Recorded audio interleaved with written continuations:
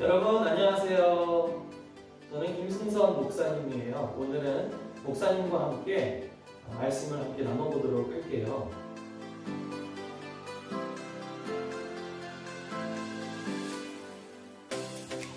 제가 예전에 인터넷을 보다가 이런 사진을 본 적이 있어요. 제목이 뭐였냐면 대륙의 수학 문제라는 그런 제목의 사진이었어요. 자, 여러분들이 이제 수능 시험을 보게 된 거예요. 고3인 친구들도 있고 이제 고3이 될 친구들도 있으니까 수능 시험을 보러 갔는데 딱 그래가지고 긴장되는 마음으로 수학 문제를 딱 펼쳤는데 수리 시간에 이런 문제가 나온 거예요. 어떤 사진이 나왔는지 한번 볼까요? 와우! 자, 만약 여러분들이 딱 이 수학 문제를 풀려고 하는데 이런 문제를 만났다면 여러분들의 기분은 과연 어땠을 것 같아요? 이런 상황을 표현하는 아주 적절한 표현이 있어요. 바로 멘붕이라고 하는 표현이죠. 멘붕 혹은 어떤 친구들은 쿡쿡 깨진다 이렇게 표현할 수도 있을 것 같아요. 멘붕이 뭐냐? 그 뜻을 제가 좀 찾아보니까 이 멘붕은 멘탈 붕괴라는 뜻이죠.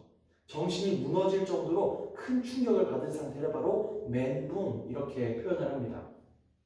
다시 말해서 도저히 이해하지 못할 만큼 황당하고 힘든 일을 겪었을 때 우리는 멘붕에 빠졌다, 멘붕이 왔다 이런 표현을 쓰는 것이죠. 살다 보면 이렇게 종종 멘붕에 빠질 때가 있다는 거예요. 특히 내가 원하지 않는 상황에 처하게 됐을 때, 전혀 예상하지 못했던 상황들이 나에게 닥쳤을 때, 나에게 힘든 일들이 닥쳤을 때 이런 생각을 할 수가 있어요. 그러면서 왜 내 삶은 이렇게 엉망진창일까? 내 삶은 왜 이렇게 힘든 걸까? 왜 이렇게 내 몸은 아프고 이렇게 내 마음이 힘든 걸까? 내 삶에는 왜 이렇게 장애물들이 많을까? 자꾸만 이러한 질문들이 들곤 한다는 것이죠. 우리는 이 질문에 대답을 하기 위해서 자꾸만 누군가에게 책임을 떠넘기려고 하는 그런 경향이 있어요. 내가 왜 이렇게 됐지? 내 상황이 왜 이렇게 됐지? 내가 누구 때문에 이렇게 됐지? 이런 생각을 하다가 보니까 자꾸 다른 사람들을 탓하게 된다는 거죠. 내가 저 녀석이 자꾸만 나를 힘들게 하고 나에게 상처를 줬기 때문에 지금 이런 상황이 생긴 거야. 저 선생님 때문이야. 저 선생님 때문에 지금 내가 이렇게 힘든 거야. 이게 다 우리 엄마 아빠 때문이야. 이렇게 말하면서 자꾸만 다른 사람들을 탓하면서 그 원인을 찾으려고 해요.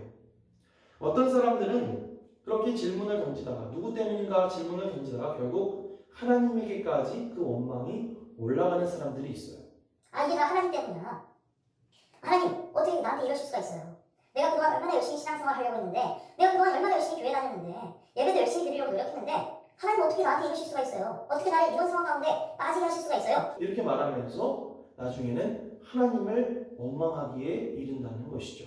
하지만 이렇게 책임을 묻는 질문은 엄밀하게 따지면 그렇게 바람직한 질문이라고 할 수는 없어요. 왜냐하면 그렇게 책임을 묻고 따지는 일을 하다가 보면 결국은 누군가를 정죄하게 되고 결국은 누군가를 탓하게 되고 원망하게 되기 때문이죠.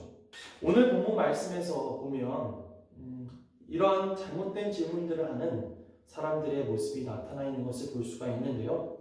예수님과 제자들이 길을 걸어가다가 날 때부터 눈이 보이지 않는 한 사람을 만나게 됩니다. 그때 제자들이 예수님에게 이렇게 물어요. 선생님, 이 사람이 맹인으로 태어난 것이 누구의 죄 때문입니까? 이 사람의 죄 때문입니까? 아니면 그 부모의 죄 때문입니까? 이렇게 물어요. 제자들이 이렇게 질문한 이유는 당시 유대인들에게 있어서 하나님의 존재는 공의의 하나님, 반드시 심판하시는 하나님이었기 때문에 그래요. 그렇기 때문에 유대인들은 그들이 가지고 있는 어떤 신체의 질병, 몸이 아픈 것도 다 하나님의 심판 때문이라고, 하나님께 벌을 받기 때문이라고 생각을 했어요. 그러니까 당연히 지금 그 사람이 눈이 먼 것도 누군가가 잘못했기 때문이라고 생각을 했던 거죠. 하지만 그 질문에 예수님께서는 뭐라고 대답하셨을까요? 예수님은 아주 단호하게 아니다. 그 누구의 잘못도 아니다. 이렇게 말씀을 하셔요. 아니, 너희들은 왜 여기서 누구의 잘못, 누구의 책임을 묻고 있는 거니? 책임을 묻는다면 뭐가 달라지는 게 있니? 여기서 이것은 이 소경의 책임도 아니고 그의 부모의 책임도 아니다. 이것은 하나님께서 하시는 일들을 이 맹인을 통해서 나타내시려는 것이다. 이렇게 말해요. 생각해 보세요. 얼마나 많은 사람들이 이 눈먼 사람과 부모를 정죄했을까요? 야, 저 인간 무슨 죄를 저질렀길래 저런 벌을 받은 거야. 저 부모가 저렇게 죄를 저지르니까 저 자식이 저렇게 되지 하면서 얼마나 많은 손가락질과 욕을 했을까요? 그 당사자, 눈이 보이지 않는 당사자와 부모님은 어떤 마음이 들었을까요? 내가 무슨 죄가 있길래 나한테 이런 일이 일어날 걸까? 하나님은 왜 날 이렇게 만들었을까? 하나님 저한테 도대체 왜 이러십니까? 참 얼마나 가슴 아픈 일이에요.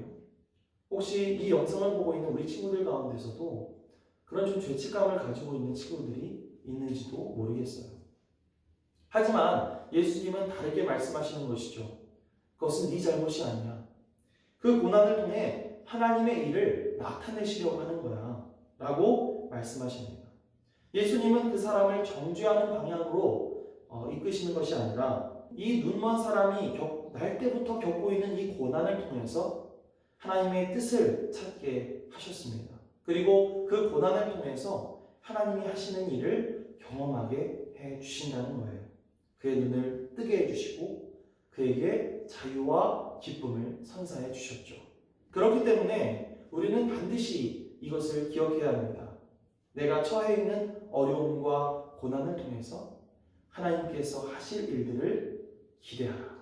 사랑하는 여러분, 우리의 삶 속에서 나타나는 여러 가지 힘든 일들 그리고 고난들은 결국 나 자신을 성숙시키고 더 단단하게 만드는 한 과정으로 만들어 나갈 수 있음을 기억했으면 좋겠습니다.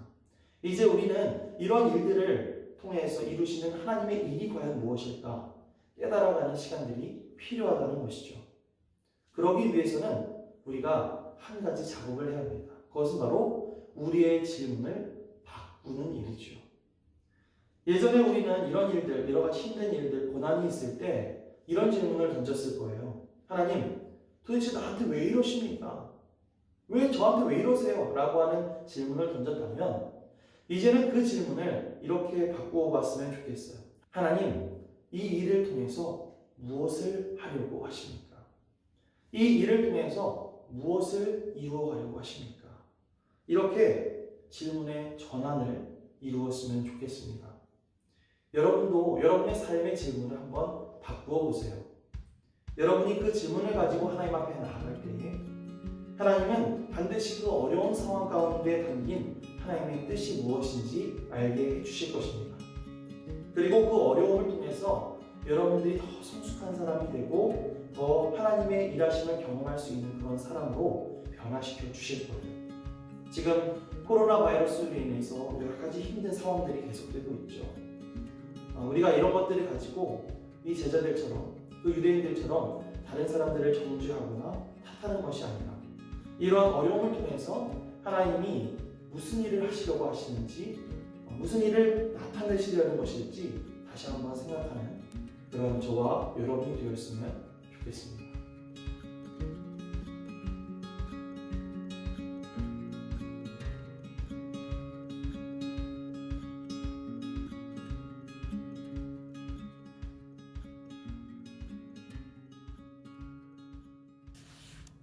하나님 감사합니다.